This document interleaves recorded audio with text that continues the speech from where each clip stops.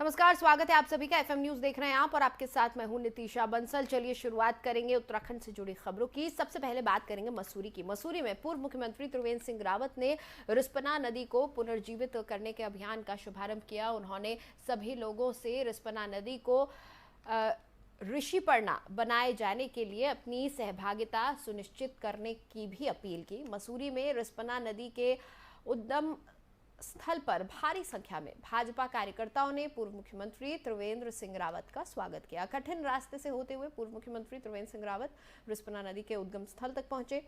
यहां उन्होंने विधि विधान के साथ पूजा अर्चना कर रिस्पना नदी को पुनर्जीवित करने के अभियान का शुभारंभ किया। पूर्व मुख्यमंत्री त्रिवेंद्र सिंह रावत ने कहा कि रिस्पना को ऋषिपर्णा बनाने की दिशा में किए गए संस्था के पूर्व के प्रयास को आगे बढ़ाने की जरूरत महसूस की जा रही है। आज के समय में कोई भी चीज असंभव नहीं है। उन्होंने कहा कि अगर जनशक्ति और राज्य सरकार व राजनीतिक इच्छा शक्ति हो तो रिस्पना नदी को ऋषिपर्णा बनाए जाने के सपने को बड़ी आसानी से साकार किया जा सकता है। वर्तमान समय में कई ऐसे वैज्ञानिक तरीके हैं जिससे कि रिस्पना नदी को ऋषिपर्णा बनाया जा सकता है। उन्होंने कहा कि रिस्पना नदी के पुनर्जन्म का संकल्प 25 दिसंबर 2009 को लिया गया था। एक बार फिर इस अभियान की शुरुआत की जा रही है। 2009 25 दिसंबर को हम लोगों ने रिस्पना नदी के स्वच्छता का अभियान लिया था और 66 दिन तक हमने रिस्पना नदी में केवल स्वयं नहीं बल्कि तमाम जो हमारे साधु संत हैं, परमार्थ निकेतन के जो परमाध्यक्ष हैं, जो पतंजलि के सचिव हैं आचार्य बालकृष्ण, देहरादून के बड़े उद्योगपति हैं डॉक्टर फारूक, डॉक्टर अपने राकेश ओबराय जी, पर्यावरण से जुड़े हुए तमाम हरराज सिंह जी आज भी हमारे साथ हैं जिन्होंने शुरुआत की थी। हमारे साथ में पहले दिन से उमेश्वर रावत जी, तमाम ऐसे लोग हैं क्योंकि नाम लेने में बड़ी दिक्कत हो जाएगी, बहुत सारे लोगों ने सहयोग किया था। तब हमने इसकी शुरुआत की थी और मुख्यमंत्री रहते हुए हमने पुनः उसको शुरू किया एक वृक्षारोपण के माध्यम से, व्यापक वृक्षारोपण के माध्यम से। और मुझे लगता है कि जो व्यापक वृक्षारोपण हुआ और देव उठनी एकादशी, जिसे देव प्रबोधिनी एकादशी के नाम से भी जाना जाता है, आज सुबह से ही बद्रीनाथ धाम में इस पर्व को लेकर श्रद्धालुओं में भगवान श्री हरि नारायण के दर्शन के लिए भारी भीड़ उमड़ पड़ी है।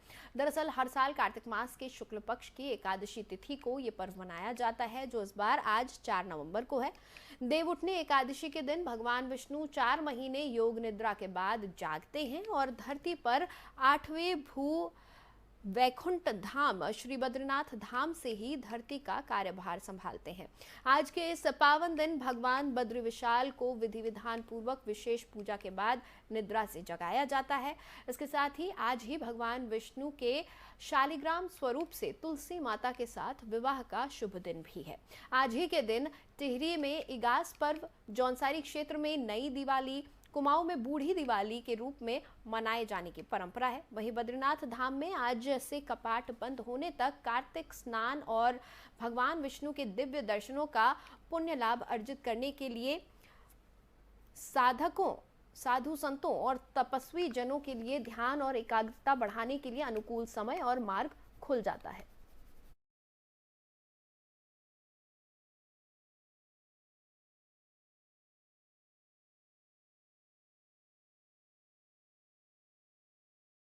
चलिए आगे बढ़ेंगे। केदार भंडारी प्रकरण में पुलिस ने तत्कालीन थाना प्रभारी और एक दरोगा पर मुकदमा दर्ज किया है। कोर्ट के आदेश के बाद पुलिस ने यह कार्रवाई की है। केदार भंडारी कोटद्वार में अग्निवीर भर्ती में शामिल होने गया था।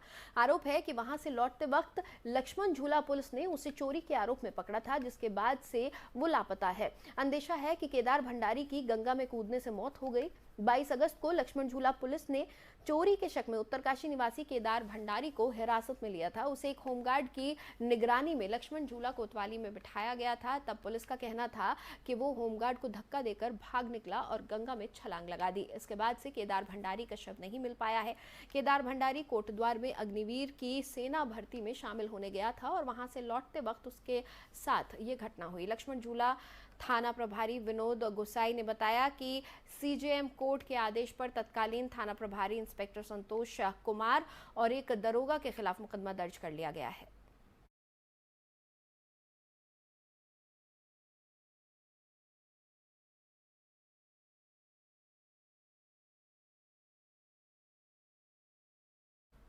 और हरिद्वार में ब्लॉक बहादुराबाद सभागार में क्षेत्र पंचायत की पहली बैठक हुई। बैठक में कई विभागों के अधिकारियों ने अपने अपने विभाग के जानकारियां गांव के प्रधानों, क्षेत्र पंचायत और जिला पंचायत सदस्यों को दी।